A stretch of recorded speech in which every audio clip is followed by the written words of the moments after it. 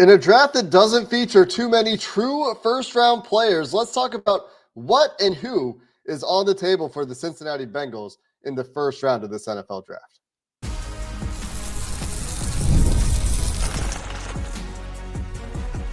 You are Locked On Bengals, your daily Cincinnati Bengals podcast. Part of the Locked On Podcast Network, your team every day. What up, Bengals fans, and welcome to another episode of the Locked On Bengals podcast. I'm your host, Jake Liscow. He's your host, James Rapien, and we are Locked On Bengals on the Locked On Podcast Network, covering your team every day. Today, we're going to dive into the draft again. We're getting into draft mode here pretty consistently on Locked On Bengals as we're waiting for things to happen with Trey Hendrickson, potentially a veteran move for the Bengals in free agency. Well, until those things happen for us to talk about, we're going to be locked in on the NFL draft, and the everydayers have heard us talk about that a couple of days this week. And if you're not an everydayer yet and you're ready for some draft talk, you are in the right place. You can hit that subscribe button to make sure you don't miss an episode of the Locked On Bengals podcast. Today's episode brought to you by FanDuel, where right now new customers can get $200 in bonus bets when your first $5 bet wins. And James, we have seen some interesting mock drafts happen from national level writers over the last week, 2 weeks. Haven't talked about a ton of them. Matt Miller has a relatively fascinating one up on ESPN right now that goes 7 rounds with some very popular Bengals targets making it into the second round. And to me, that evokes this question of who's actually on the table for the Bengals in the first round? Because the more I look at this class, the more guys I watch, the more I think, man, this draft has a lot of players that you'd love to draft in the second round. Has a lot of players you'd love to draft in the third round. Yeah. Has a few players you'd love to draft in the top 5. But not a whole lot of players you'd like to draft between, say, I don't know, picks 16 and 32 or 16 and 25. Maybe there's some guys you feel great about at the back of the first round. But the Bengals pick at 17, which both opens up the world of possibilities and creates some challenges when you try to pick who some ideal options would be for the Bengals with their selection. Yeah, I think that, and I'm gonna say this a lot. People are probably going to get sick of it, but a lot of people are probably viewing the best option available. I'm a big best player available guy, of course. The best option available, a lot of people are probably going to say trade down, add more value, get another day 2 pick where you can really hammer that part of the board. Well, players 25 through 80. And if you 81, and if you can get 3 picks in that range versus one at 17, one at 49, one at 81, if you can add another one by moving back to 25, and now you're picking 49th and 55th and 81st, like you feel really darn good, I think. And I don't know about the trade value there, but my point is if you could add another top-ish pick on day 2, that would be ideal. And I get it. I do. And I think a lot of people view it that way because of the need standpoint. I don't really view it that way. Like the Bengals, they're going to have something that irks you after the draft. Like there's going to be a need that you're like, ugh. Like I've kind of already accepted that, or I'm in the process of accepting that, unless they do something that surprises us at this point in free agency. But what I want them to do is add as many quality players as possible. And if the 17th pick starts a new tier of player, and you can still get that tier of player at 23rd or 25th, or maybe even later, but I don't think you want to go too far down, then why not try to move down? Unfortunately, I think the whole league is going to feel that way. I don't think you're alone. I think the whole league is going to feel that way and probably not try to trade up. So if that's the case, then the Bengals really have to vet this out and find the right player that can have an impact right away.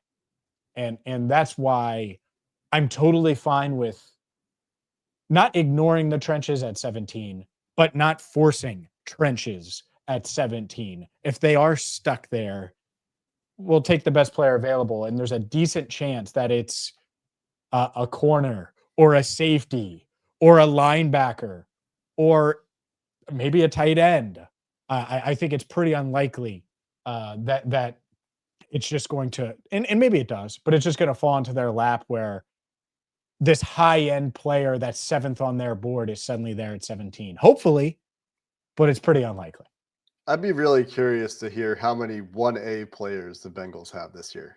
How many 1B players the Bengals have this year. Well, let's do it. How many do you think are 1A? Let's look here. Mason Graham, Abdul Carter.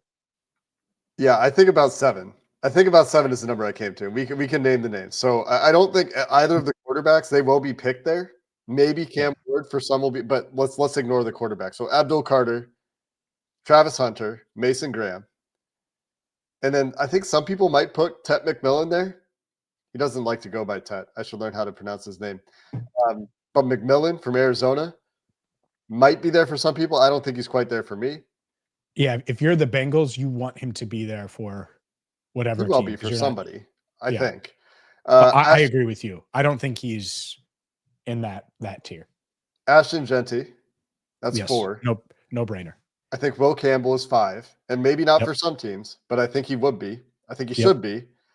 And then I think it honestly gets pretty tenuous. I think Jahad Campbell, depending on where the injury discounts him on the Bengals board, could be in that conversation. And then I think one of the tight ends, depending on the team, I think that it'll vary between the tight ends, Tyler Warren and Colston Loveland. Yeah, I do wonder Will about Johnson, but he has the injury too. I do wonder about Loveland. It wouldn't shock me if the Bengals like Loveland more than Warren. It wouldn't. I don't know, but it wouldn't shock me. What about Armand Membo? I think he's like borderline there. I would probably guess 1B, the top of 1B, maybe the very back of 1. But I think it's like 7 or 8 players, and there's going to be some disagreement. Some people are going to say, "Oh, Mike Green is for sure a 1A." Some people are probably out there listening to this that love Mike Green, for example.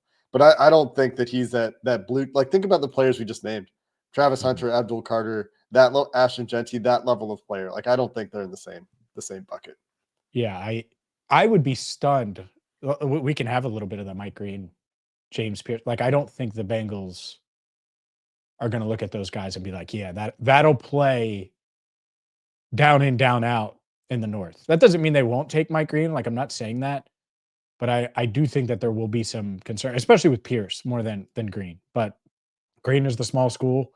Do they, knowing the Bengals trends and tendencies, are they going to take him 17th overall? Or let's cross that out because that's not even the conversation we're having. Would he be in the 1A tier for them? I don't think so. I think that's fair to say. Will they take him at 17? Who knows?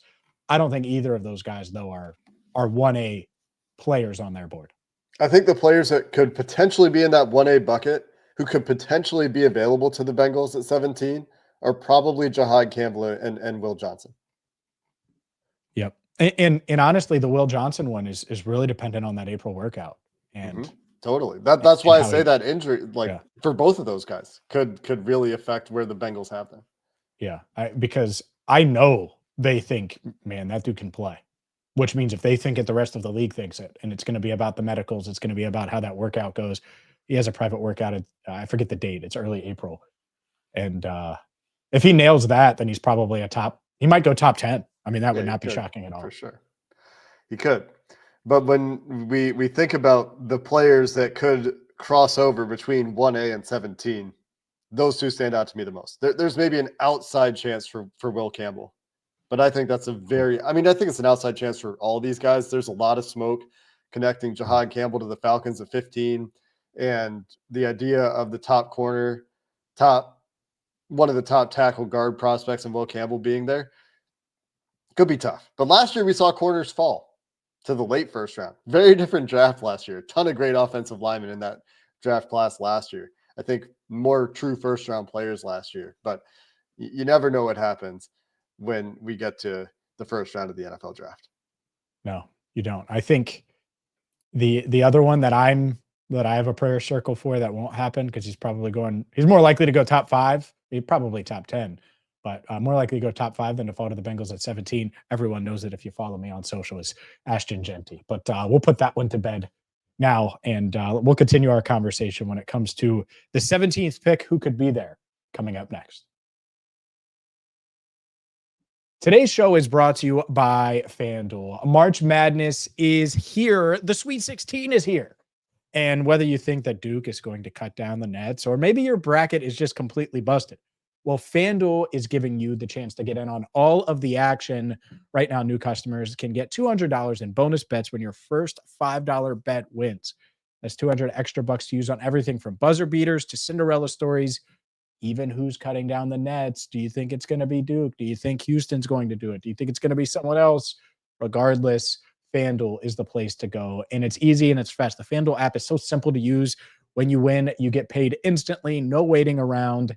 And with tournament games happening every day, starting today through Sunday, there's always something exciting to bet on. Plus, it's opening day. If you're watching on YouTube, I'm wearing a Reds jersey. And get in on all the fun, all the action with FanDuel. Visit FanDuel.com and get on all the college hoops action and get $200 in bonus bets when your first $5 bet wins at FanDuel.com. When we talk about 1B, 1C buckets, the players that the Bengals could realistically be picking from if one of those 1A guys is not available to them at 17. There's not a whole lot distinguishing those buckets this year. I wonder how many players are really in those buckets. Might see a heavy 1C, 2A for the Bengals this year, James. Maybe just a stockier than average 2A, B, and C altogether, and very thin 1B and 1C.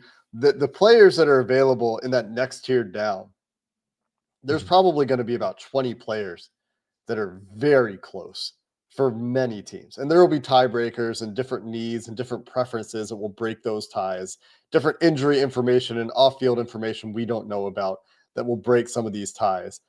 But from an on-field perspective, the talent level levels off and kind of plateaus for a while after those top few guys are off the board this year. Yeah, and that's why there's all sorts of positions that it could end up being. I mean, safety, corner, you could certainly multiple safeties in that mix. Offensive tackle, which could mean guard. I'm thinking Kelvin Banks Jr. out of Texas. Certainly edge and defensive tackle. I know a lot of people are focused on that, no doubt about it. And so you look at it, and there's a lot of guys that wide receiver, by the way, not for the Bengals, I don't think, but wide receiver will potentially be in that bucket. Emeka Egbuka from Ohio State is going to be in that mix. Luther Burden out of Missouri is certainly going to be in that mix and may go before the Bengals are on the clock. And so I look at it and I'm like, man, yeah, there are going to be a lot of guys. Tight end. I should have mentioned tight end. Like if Colston Loveland is in a 1A, he's probably in 1B or 1C for a lot of teams. And maybe every team he's that high. And Warren, if he's not ahead of Loveland, he's certainly right there in that mix as well. So a lot of different positions. And this is it's why I default to the draft players, not positions. Is if you get a really high-end safety that's going to make an impact, like Nick Emmanwori, awesome. Like if you think he can make an impact and they're bringing him in for a top pre-draft visit, one of their pre-draft visits, if you think he's going to be able to help on the back end and play deep when you need him to and make plays around the line of scrimmage and be this Derwin James-like player, then he's a no-brainer at 17. And regardless of how you feel about the defensive line or anything, like it would make a ton of sense. I don't know if they feel that way, but that's why. Malaki Starks, maybe they like Malaki Starks better than Nick Emmanwori. I do think James Pierce Jr., just going to the defensive line is interesting because he's 23. And so he's older than Walter Nolen. He's older than some of these other guys. And so I think that's interesting as well. But yeah, the safety part of it, I think should be very much in line. I know everyone wants to talk about Xavier Watts, and there are other guys on day 2.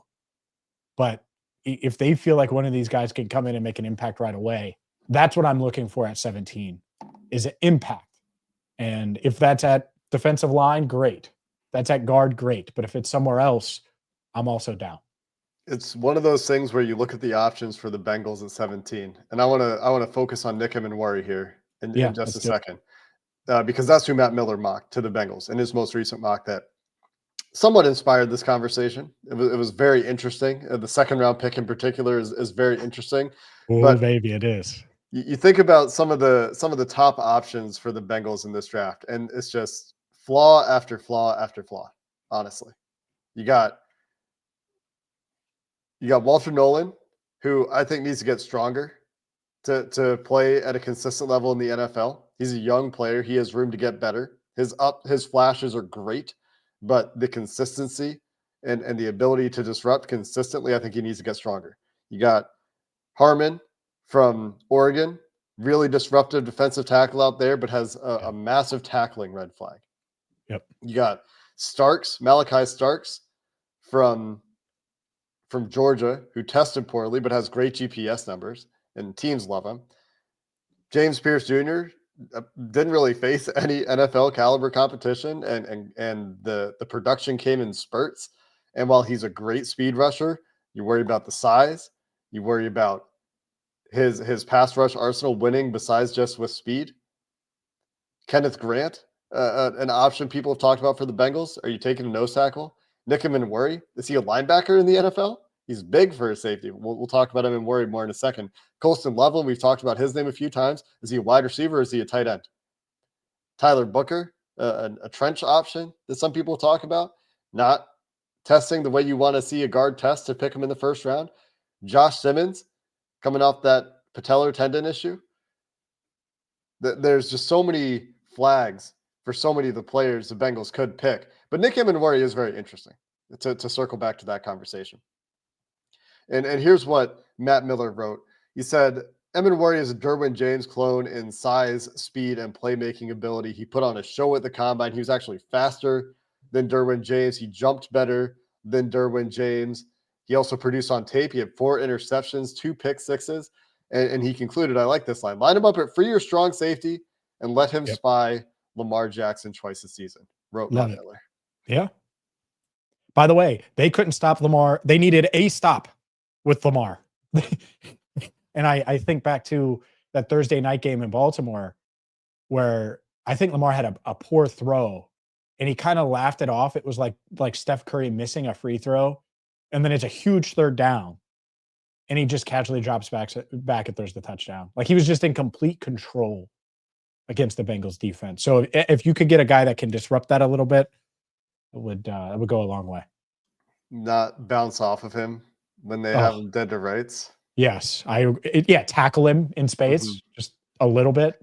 Which when I think about Derrick Harmon, sure, and the flags, you know what I mean? Like it's just every player you could suggest to me for like Jahad Campbell, shoulder, Will Johnson, the just toe, multiple injuries, missing game. Yeah. Just it's tough. That's why it's both very open and also like, man, who do you pick at 17 where you're like, yeah, of course you pick that guy at 17.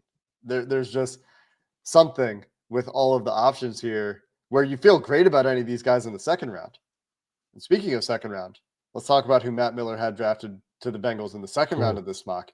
But there's so many guys you feel great about in the second round if you're the Bengals, which is why I understand, especially with all the draft simulators out there that make it so easy to trade back, why everybody wants to trade back when they're looking at this draft. And you started the show there, and I thought that was a good point. Let's talk about who Matt had for the Bengals in the second round here, because it's fascinating. Some of the players Matt Miller has falling in this mock.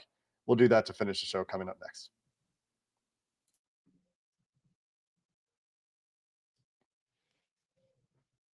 Well, Matt Miller has a guy by the name of James falling to the Bengals in the second round. James Pierce Jr.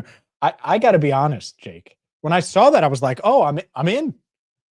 It's what a difference it makes between 17 and 49. And I was kind of foreshadowing a little bit with the age part of it because I went back and kind of looked like, all right, well, I get it. Like you might not be in on James Pierce Jr. at 17, but is he really going to make it to 49?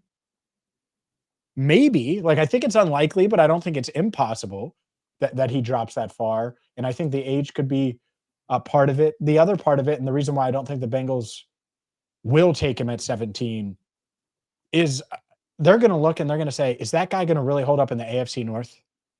Is that guy going to be able to deal with the physicality and be good against the run and hold up there, also bring juice on the edge and do everything that we would want a first round edge player to do?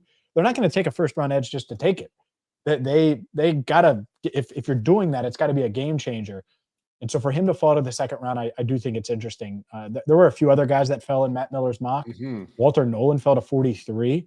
Mm-hmm. So I don't know if he's just way off or maybe not. Maybe these guys are viewed a little differently in NFL circles. But for Pierce to fall to 49, much different when you get him there versus 17. Yeah, and that age is just a number, but it's a number the Bengals care about quite a bit when it comes to drafting in the first round. They have drafted guys that are younger than 22 in the first round for like the last 6 years or something like that. I don't remember the exact number now. Talked about it yesterday. Joe Goodberry had the tweet. That was a subscriber tweet from Joe Goodberry, so citing my source. But the number of guys here that are falling into the second round that I think by many are considered first-round picks are very interesting for Matt Miller. So for one, you got Tyler Booker at the top of the second round. I don't know why I looked at that wrong. Sorry to cut you off. He is 21, James Pierce Jr. I don't know why I looked at that and thought he was 22. Good correction on the fly. Yeah, what the hell?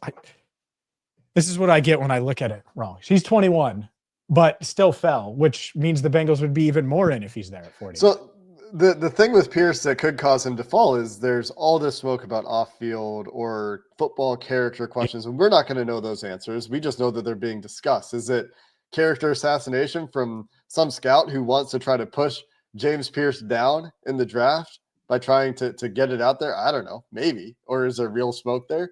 Maybe. But the number of players that fell for Matt Miller in this draft, very interesting. I mentioned Tyler Booker in the top of the second round here. Some people think he should be a first-round guard. Kenneth Grant, all the way down at 39. I know there are Bengals fans out there that would be interested in Kenneth Grant at 17. Yep. Xavier Watts, 41, not necessarily falling, but a notable name. Tyleik Williams, 42. Walter Nolen, 43. That's the two big nose tackles before Walter Nolen at 43. Donovan Jackson, 45. That is tantalizingly close. If I'm the Bengals watching a potential high-caliber guard get all the way down to 45. Mm-hmm. And then James Pierce at 49, which interestingly followed by Tate Ratledge at 50. So there's a guy that's earlier than you can get him in the simulators. But if James Pierce is available to you in the second round, it's totally different. My concerns about James Pierce holding up against the run are largely diminished when you're spending a second round pick, because maybe he grows into that. Maybe he's just Nick Bonito. And that's who I keep thinking of when I think of James Pierce, is a speed rusher who will undeniably bring you some pass rush juice. And you'll want him on the field for those 2-minute drills. You'll want him on the field for that 3rd and 12 at the end of the game where the defense needs a stop. If you can put James Pierce Jr. opposite Trey Henderson in that spot, you feel pretty good about your edge rushers. If you can prevent quick game, to quote Jermaine Pratt, and make the quarterback hold the ball for 2.5 seconds, you feel pretty good about James Pierce and Trey Henderson in that spot. Mm-hmm. But getting to that spot and relying on James Pierce to be a 3-down player early in his career, maybe you don't feel so good about that. And that's what Matt Miller wrote about in his blurb. Pierce was once considered a top 10 overall prospect, but a lack of play strength and a pass rush plan beyond speed rushes have caused concern around the league. He has a high immediate ceiling as a pass rush specialist. You're telling me you can get that in the second round? It's different. I'm all over it. Yeah, in the second round. Different. And there's a good argument for Pierce in the first round too. Don't get me wrong. There's I think legitimate concerns about size and play strength for Pierce. And the Bengals would certainly have those in the first round. Probably should be talking more about guys like Mykel Williams and Shamar Stewart, by the way, for that first round pick, as much as some Bengals fans would like to push those options out of their mind. We didn't mention those. I think those guys are options for the first round pick, at least in the eyes of the league and the team. But Shamar Stewart could be the pick if he's there. Give me James Pierce in the second round all day. Yeah, I think Pierce is, if you're getting him in the second round, you could be like, all right, well, we don't need you to have the same impact. We can use you as the specialist that you are, and Jerry Montgomery can refine what you have. Like, it feels so much different. especially if you get a Nick Emmanwori. Like if you're going, and we're just doing the Matt Miller mock here, but Emmanwori and James Pierce Jr., where you're getting two, to be clear, 21-year-old prospects that are going to hopefully have an impact and play significant snaps and be able to disrupt opposing offenses as rookies. Emmanwori should play a ton of snaps. Pierce, even if he's more of he would be a rotational piece, but if he bolsters your pass rush, that's a thumbs up, right? And I, at the same time, you mentioned some of those other guys, and it's like, yeah, like if Walter Nolen is falling, that's really, that would be insane. I don't think that one's going to happen. I think Pierce is much more likely to fall a little bit, and we don't know about the off the field stuff. But if a lot of people are going to say move down, but I think last year we saw it, and honestly, you could look and yeah, the Bengals had 10 picks, but if one of these like higher end players is there at like 41 or 42, and you feel like, man, we were considering him at 17, I would consider being aggressive and going up if you feel that good about that player. And whether that's Walter Nolen or James Pierce or insert whoever, I do think that's everyone's going to talk about the trade down, but the second round trade up, there's a lot of value there historically. And so would not be against that, even if the Bengals would be hesitant. The Bengals have done it. They don't like to do it, but they did it for Cam Taylor-Britt. Sure. And so it's something that they will consider if there's a clear drop-off at a position that they really want to target or a player that they really like. That's what gets them into that situation. Now, that was when they were picking at the end of the round. That maybe makes trade-ups more likely for the Bengals, where you're more likely to see those cliffs coming and have a chance to get ahead of it. And a lot of Bengals fans are probably thinking about this mock so far, where the Bengals have added two defensive players and two exciting defensive players. You can't be mad at that, but you're thinking, man, who are you going to get at guard? And then in the third round, here's a new name for you. Quincy Riley, a cornerback out of Louisville, is the Matt Miller selection here. And he's said to be one of the most underrated playmakers in the draft, according to Matt Miller, 15 career interceptions. And he's talking about him as a nickel replacement for Mike Hilton. And I don't know too much about Quincy Riley, so I'm not going to dive into this too much. But if you're thinking about a guard at this point, you're the Bengals. And I think we all are. Jonah Savanaya goes 91 in this draft, an Arizona tackle guard convert prospect who I'd be all about in the third round. Ozzie Trapilo goes who they met with. Who they met with. It goes a pick later to the Seattle Seahawks at 92. Those would be a couple of options for you at guard.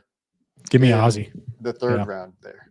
Wyatt Millam also 112 all the way down into the fourth round. Also where he has Deion Walker, Omar Norman Lott going in the fourth round. So those are some interesting ones, but some guard options still there in the third round here. But you are probably missing out on a lot of guard options if you wait until the third round. And that's why signing one would be so huge. You mentioned Louisville, so I'm going to mention him. I think Ashton Gelati, the edge from Louisville, just have him on your radar. He fell to Baltimore, of course, at pick 129 in this Matt Miller mock, but like very much a guy that if he's there when the Bengals are on the clock at 119 in the fourth round, like makes a ton of sense. You're not going to question him against the run, can give you some pass rush on the edge. Like I think he's going to be in the mix for the Bengals on either that third round pick or fourth round pick. I think that's the range for him. Yeah. Point of all of this is to say, first round sure is tricky. It is. Right? This is going to be a fun month. Second round, I feel great. Third round, you're hoping that some of those guys you love in the second round are still there. And I think that some will be. That always seems to happen. But with those premium picks and the way this draft is going, if you can find a trade back, add a top 100 pick this year, you would love that. I think it's going to be really hard to do. But the scenarios we're discussing here and some of the flaws for these guys, not to say that all those guys I mentioned, and because I was focused on flaws there, they all have reasons that they're being considered in the first round, right? The upside is there for all those guys. But There's There's no something. There's clear something in their cut. profile. Yeah. Yep. And that happens in 17 a lot of years. Didn't happen last year. Amari Smith didn't start very much in college. That was his thing. So even last year we saw that a little bit. You tend to see that. Yep. And it will make this draft season very interesting as we continue to dive into some of the players and some of the texture of this draft class. We'll of course talk to some more guests about their thoughts on some of these prospects as well over the next few weeks. But that's going to do it for this episode of the Locked On Bengals podcast. Until next time, thanks for listening. Hoo day, and have a good one.